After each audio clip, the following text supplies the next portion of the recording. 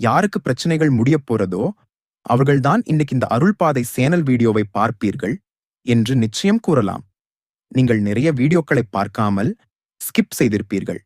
ஆனால் இன்னைக்கு ஏன் இந்த வீடியோவை நீங்கள் பார்க்க வேண்டும் என்பதை யோசிங்கள். முருகன் மற்றும் பிரபஞ்சம் உங்களிடம் சொல்ல நினைப்பது என்ன? அதைப் பற்றி பார்ப்பதற்கு முன் மனதார ஓம் முருகா என்று சொல்லி அருள்பாதை சேனலை சப்ஸ்கிரைப் லைக் செய்து கொள்ளுங்கள். உங்களுக்கு நல்ல நேரம் ஆரம்பித்து விட்டது. இது அனைத்தும் முருகனின் அருளால் தான் நடக்கிறது. எந்த காரியங்களும் கைகூடவில்லை என்று இருப்பவர்கள் இதை மட்டும் செய்யுங்கள் போதும்.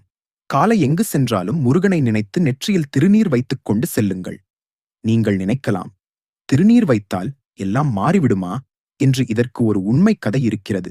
அதை கேட்ட பின் உங்களுக்கு மெய் சிலிர்த்துவிடும். ஒருவர் வேலை கிடைக்காமல் பல நாட்களாக இருந்தான். இவரின் சகோதரி திருநீரை நெற்றியில் பூசச் சொல்லும்போது அவர் கிண்டலாக பதில் சொல்லியிருக்கிறார்கள்.